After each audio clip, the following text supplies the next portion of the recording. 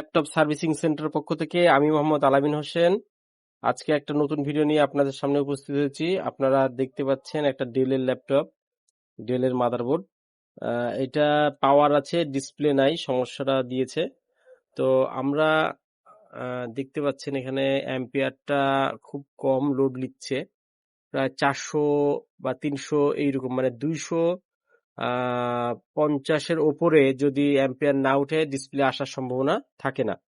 এখানে পাওয়ার আছে, র্যাম ট্যাম আমরা লাগাইছি, নতুন অন্য র্যাম লাগানো হয়েছে।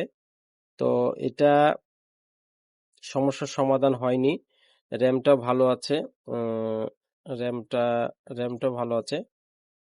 র্যামটার সিরিয়াল নাম্বারটা যে এখানে আছে 1845, যাই হোক।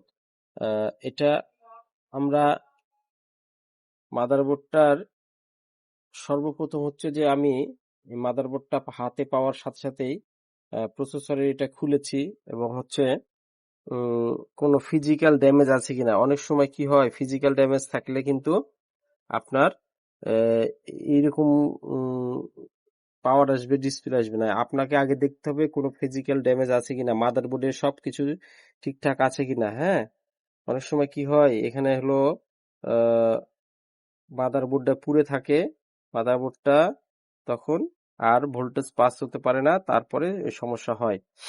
তো আমরা এটার সমস্যার সমাধান করব। হয়তো আমি বন্ধু, আপনাদের এই ব্রিজে আসলে তোর আর আমার স্মৃতিগুলা চোখে ভাসে। তোর ওই দিনের বেমানিটা আমার আজকের সফলতা। ওই তো আর কখনো একসাথে ভিডিও করা হবে না, কিন্তু তোর প্রতি ভালোবাসা কখনো কমবে না।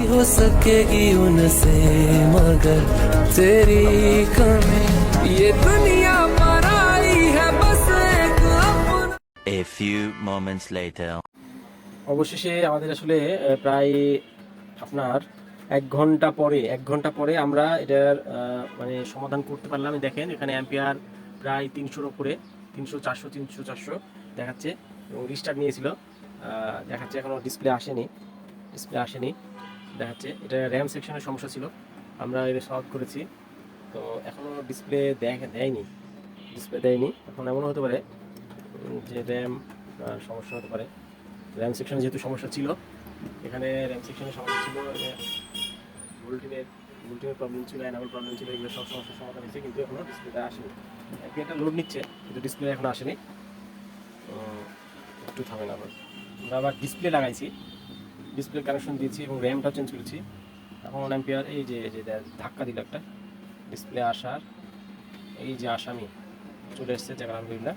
এখন দেখতে হবে, যেহেতু র্যাম সেকশনের সমস্যা হয়েছিল, র্যাম কেটে যেতে পারে। দেখেন অ্যাম্পিয়ারটা কত হাই আছে। হ্যাঁ, অ্যাম্পিয়ারটা কারেন্ট আর কি, অ্যাম্পিয়ার বললে ভুল হবে।